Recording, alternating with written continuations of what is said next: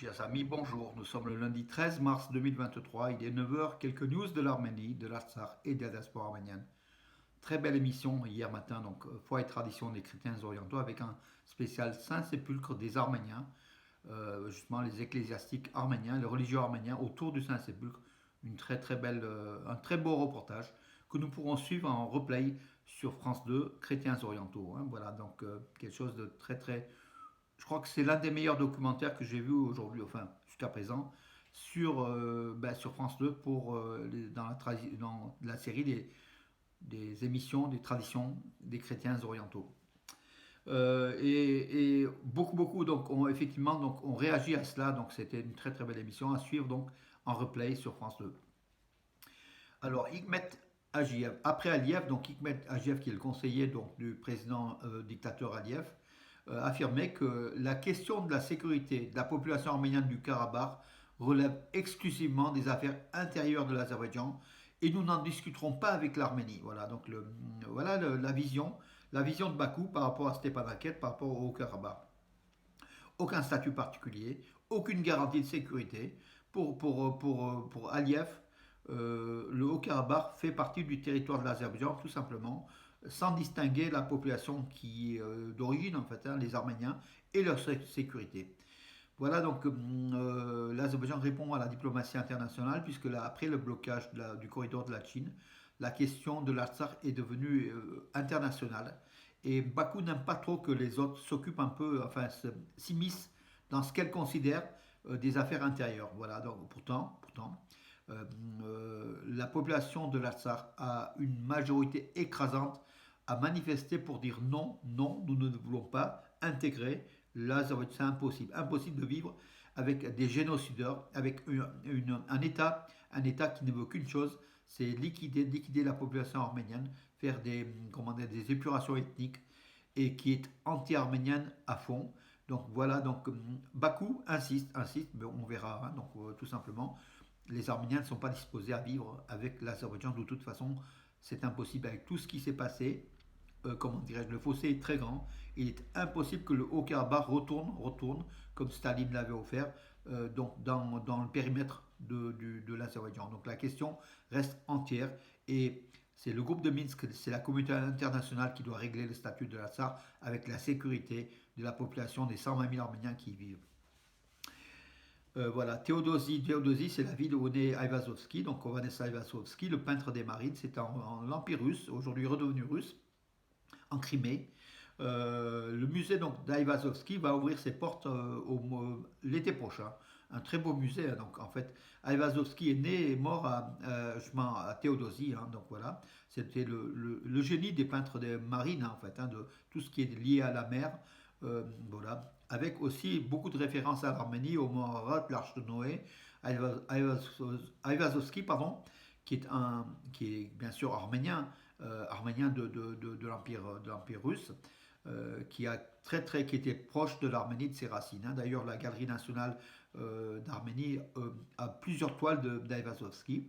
Elle a même réalisé des expositions très intéressantes. Voilà. Quel pays peut-on visiter sans visa depuis l'Arménie, avec le passeport arménien? De nombreux pays, des dizaines de pays. Donc la liste est fournie donc, par le ministère arménien des Affaires étrangères, mais aussi sur le site de Armenius, donc des nouvelles d'Arménie. Deux personnalités marquantes du cinéma arménien, donc l'acteur Sos Sarkisian et le réalisateur Henrik Madian, vont avoir leur rue à Yerevan. Et ce n'est que justice, hein, en fait, hein, c'est le minimum.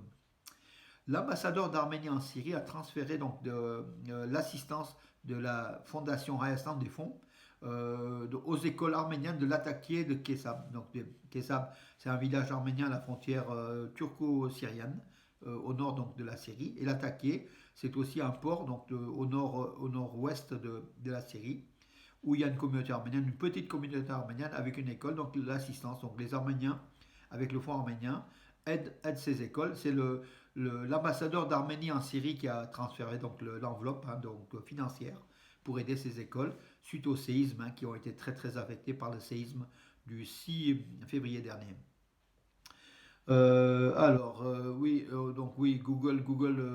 Google Workspace for Education Fundament sera mise en place dans les écoles arméniennes. Donc, en fait, les écoles arméniennes ont conclu un contrat avec Google, en fait, avec un intermédiaire de Google, pour justement mettre en place cette boîte à outils en fait, de formation des écoliers qui ouvrent des horizons en fait, hein, par Google, par beaucoup de choses. Émission philatélique conjointe entre l'Arménie et la Slovaquie. Donc, pour l'Arménie et la Slovaquie, le monastère de Tatev, en arménien pour l'Arménie, en slovaque pour les Slovaques, ont été émis donc, il y a quelques jours, donc en même temps, donc comment dirais-je, oui, il y a quelques jours, c'était au mois de février, ça a été mis donc par la Slovaquie et par l'Arménie, donc en émission philatélique conjointe. En Arménie, c'est le 400 grammes, donc le thermopost représentant Datev, le monastère de Glazor Datev, et la même chose donc en Slovaquie. Et puis il y a une église slovaque qui est aussi reproduite, donc c'est deux termes, hein, une série de deux termes. Voilà donc entre Yerevan et Bratislava, qui est la capitale de la Slovaquie, hein, qui est très proche des Arméniens, il faut le dire aussi. Hein. C'est un petit pays de 5 millions d'habitants, mais très proche des Arméniens. Voilà donc un accord philatélique entre la poste d'Arménie et la poste slovaque pour une émission conjointe qui a eu lieu, donc montrant comment dirais-je, la proximité culturelle entre Arméniens et Slovaques. Voilà. Et puis en matière de technologie de l'information, hein, donc tout ce qui est lié à, comment dirais-je, à Internet, hein, en haute technologie, l'Arménie a enregistré pour la première fois en 2022 un volume d'affaires de plus d'1 milliard de dollars. C'est extraordinaire dans l'économie arménienne. Ça pèse. C'est technologie de l'information, technologie de pointe, de la haute technologie, avec beaucoup de sociétés informatiques, de sociétés, comment dire, de logiciels, hein, voilà, le mot est un peu dépassé, logiciel, mais ça rapporte beaucoup à l'Arménie. L'Arménie est championne justement et son développement du secteur des IT, information donc technologie, se développe à une cadence extraordinaire. Du fait aussi, donc récemment, donc en 2022, avec l'arrivée des Russes, hein, en fait, de nombreux Russes qui avaient des sociétés en fait dans l'IT et qui ont développé le marché arménien, le marché mondial même depuis l'Arménie. Voilà, basé en Arménie, des centaines et des centaines de nouvelles sociétés. Mais les Arméniens étaient déjà champions, hein, avec l'apport des Russes et des Ukrainiens, de ceux qui ont immigré en Arménie depuis la guerre entre la Russie et l'Ukraine. Ça a apporté beaucoup à l'économie de l'Arménie. Donc ça dépasse 1 milliard de dollars déjà de transactions, hein, chiffre d'affaires entre l'Arménie et l'étranger. C'est important. Voilà mes amis, écoutez, j'en ai fait le tour. Je regarde s'il n'y a pas une ou deux infos. Oui, l'Arménie ne signera pas le traité de paix sans les garanties de sécurité du Haut-Karabakh.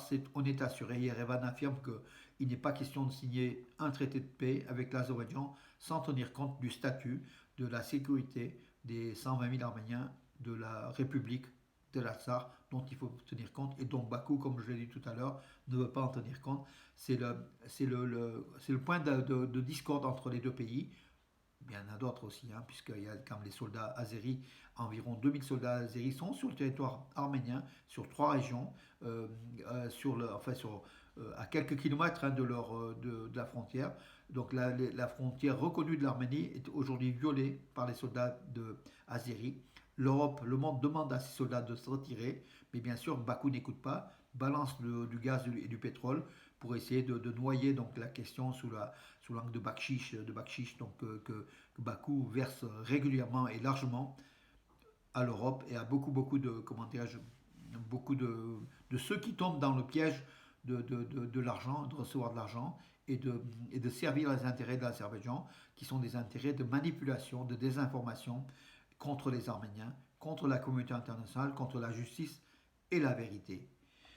Voilà mes amis, écoutez, j'en ai terminé pour aujourd'hui. Donc lundi 13 mars, je vous donne rendez-vous à demain. Bonne journée.